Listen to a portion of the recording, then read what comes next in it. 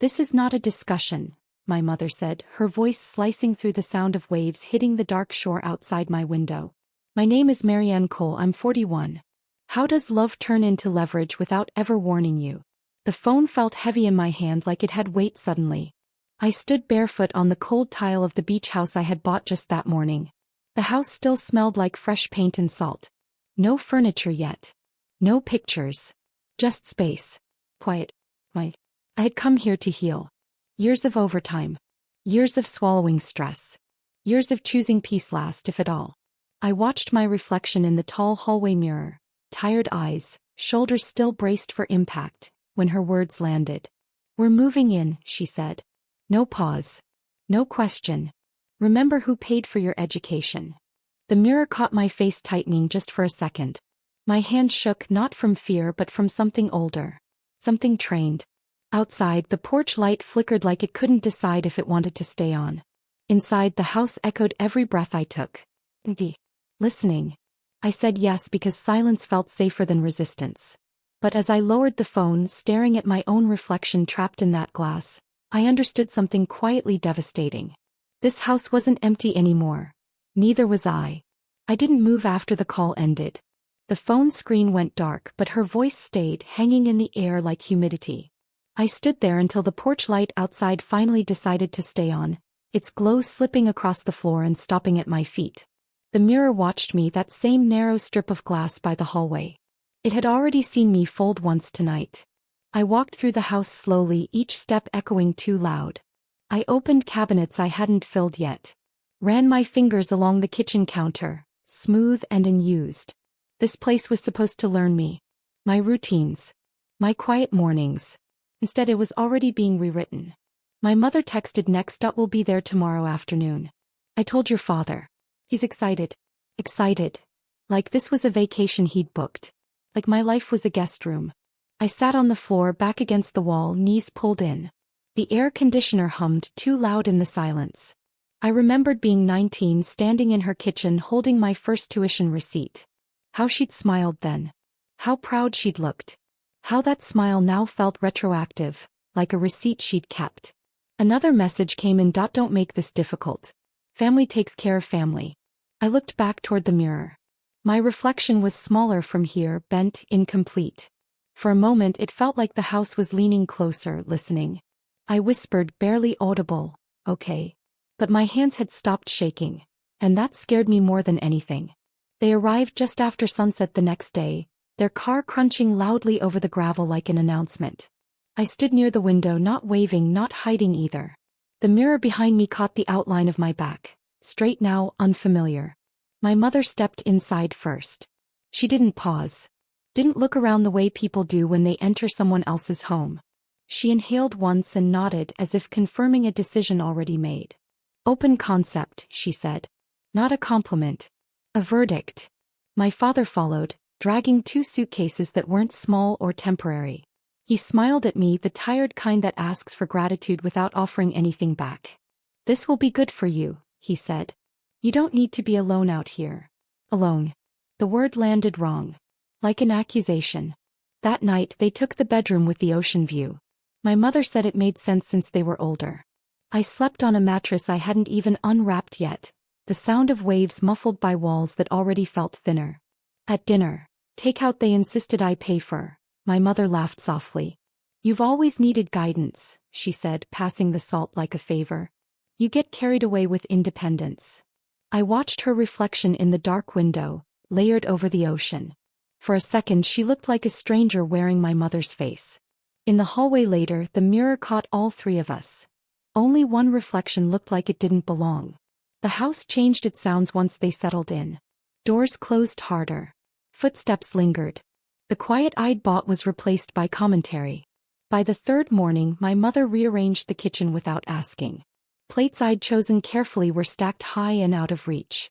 My coffee mug, blue-chipped, familiar, was gone. Replaced by one she liked better. "You don't need all this space," she said, wiping the counter again, though it was already clean. "We'll help you manage." Manage. That word followed me from room to room. My father started inviting people over. Old friends of theirs. Neighbors I hadn't met yet. They stood in my living room holding drinks I paid for, smiling at me like I was the caretaker. One woman leaned close and whispered, "You're lucky to have parents who care this much." I smiled back. My jaw ached. That afternoon I found a folded note on the table. My mother's handwriting. A list. Groceries. Utilities. A reminder circled twice. Transfer bills to shared account. I walked to the hallway and faced the mirror. The woman staring back looked composed. Almost calm. But her eyes were calculating in a way I didn't recognize yet. Behind me I heard my mother laugh. Soft. Mocking. "They'll listen to us," she said to someone I couldn't see. "She always comes around."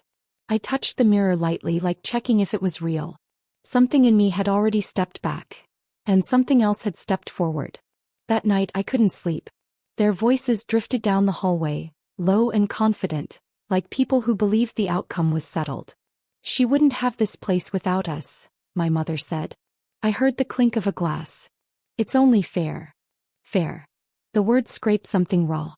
I sat at the small desk I'd set up near the mirror, laptop open, the glow painting my face in pale light.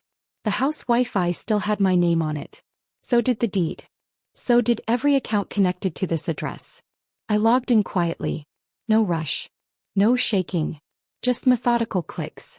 I reviewed the payments I'd been making for years. Tuition loans already cleared, extra transfers marked family support, receipts I'd never questioned because questioning felt ungrateful.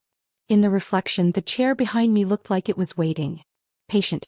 Certain. My phone buzzed. A text from my father.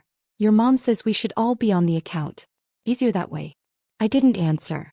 Instead, I opened a new folder. Renamed statements. Screenshots. Dates. Amounts. I labeled it simply. Education.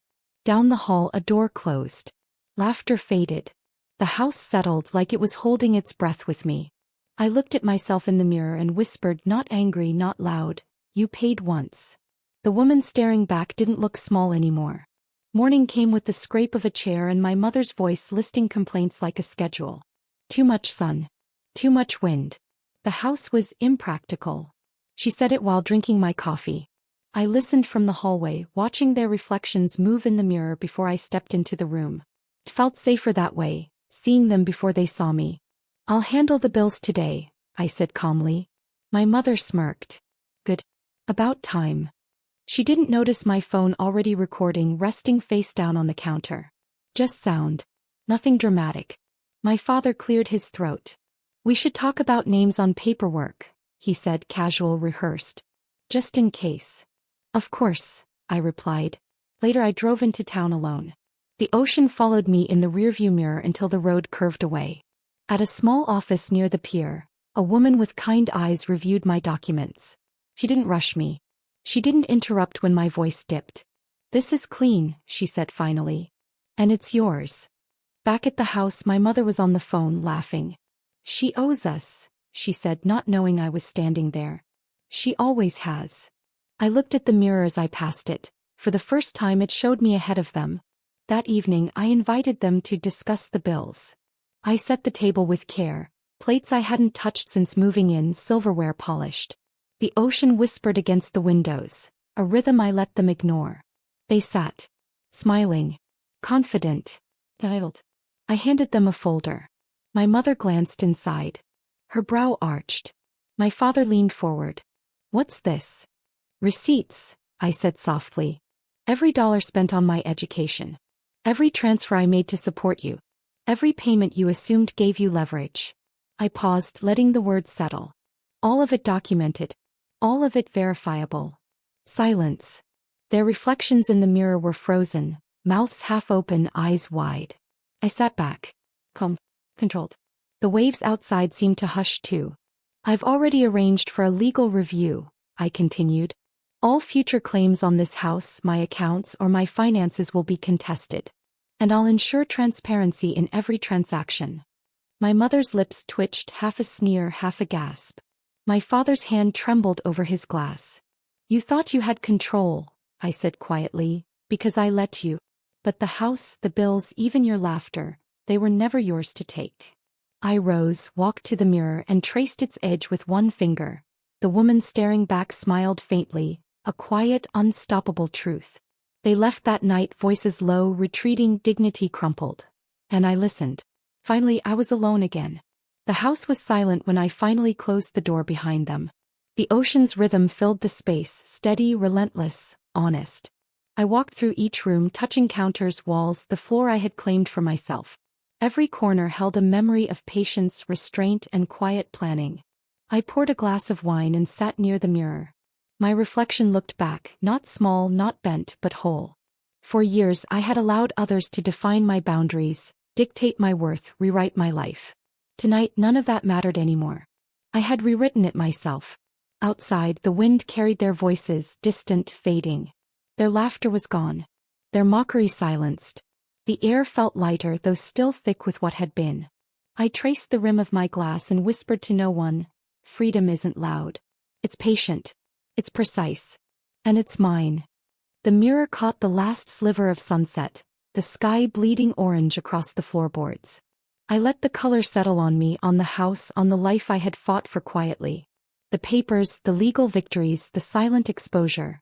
They were not vengeance, but proof of clarity, of dignity reclaimed. I rose and walked to the porch. The waves applauded softly against the shore. I exhaled slowly, feeling the weight lift. The house was mine. I was mine. Finally, completely.